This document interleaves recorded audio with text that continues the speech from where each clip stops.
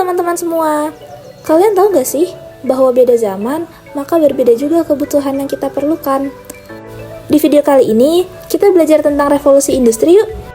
Revolusi industri itu apa sih? Secara sederhana, revolusi industri adalah perubahan besar terhadap umat manusia karena perkembangan teknologi.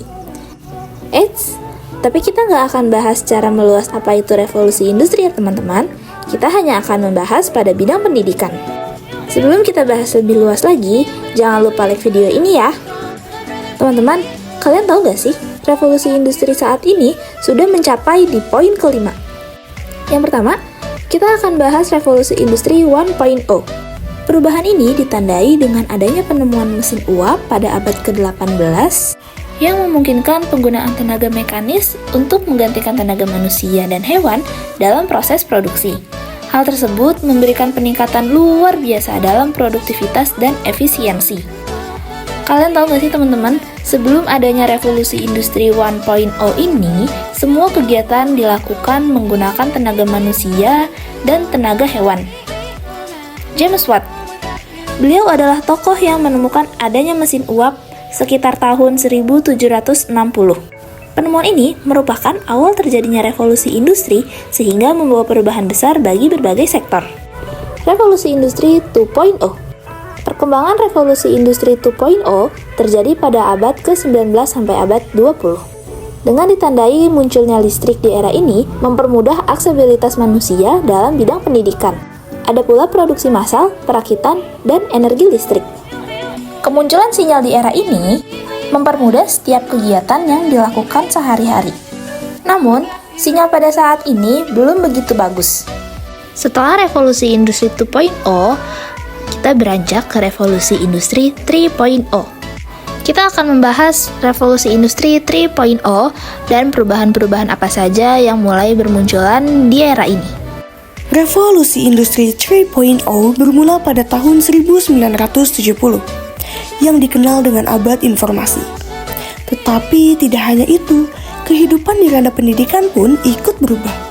Pendidikan di era ini menggunakan teknologi pembelajaran dalam bentuk media digital dan media sosial, serta berfokus pada pembelajaran interaktif. Munculnya internet telah menyebabkan pergeseran besar dalam dunia pendidikan, seperti munculnya platform teknologi, yaitu platform online. Nah, selanjutnya jejaring internet ada untuk memfasilitasi pembelajaran keberlanjutan, di mana pendidikan pada era ini menggambarkan era digital di mana peserta didik mulai menggunakan komputer untuk mulai belajar. Lalu ada pula teknologi seperti Learning Management System yang bisa kalian gunakan untuk membantu pembelajaran secara virtual. Selanjutnya, kita memasuki revolusi industri 4.0. Era ini dimulai pada tahun 2011 oleh pemerintah Jerman dengan munculnya digital ekonomi, big data, IoT, robotik, cloud system, dan hampir semua aktivitas berbasis teknologi. Dengan pemanfaatan teknologi ini, maka sistem pendidikan dituntut sebagai persiapan untuk hidup. Bagaimana itu bisa terjadi? Menurut Edward de Bono dalam bukunya Revolusi Berpikir, bahwa pendidikan sejatinya persiapan untuk hidup. Untuk itu, kita bisa lihat bahwa di revolusi industri 4.0 untuk bisa bertahan hidup dan bisa mengikuti perkembangan era industri, dalam pendidikan harus bisa menggunakan serba digital. Seperti platform Zoom, Google Meeting, Classroom, Microsoft Teams, Kahoot, Schoology, Canvas, ataupun platform lainnya yang mendukung pembelajaran pada saat daring. Platform LMS tersebut merupakan platform yang disempurnakan di era revolusi sebelumnya.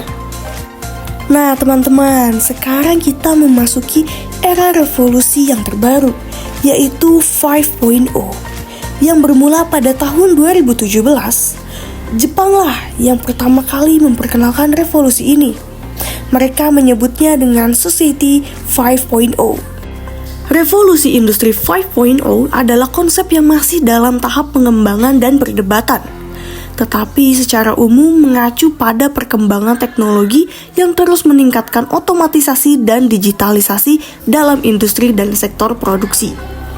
Konsep ini berfokus pada penggabungan antara teknologi dan manusia, serta kebutuhan untuk mengembangkan sistem yang lebih adaptif dan responsif terhadap perubahan dalam lingkungan produksi. Nah, kalian tahu nggak sih, revolusi industri 5.0 lebih menitik beratkan pada integrasi antara teknologi canggih seperti AI, IoT, dan teknologi robot dengan keahlian manusia.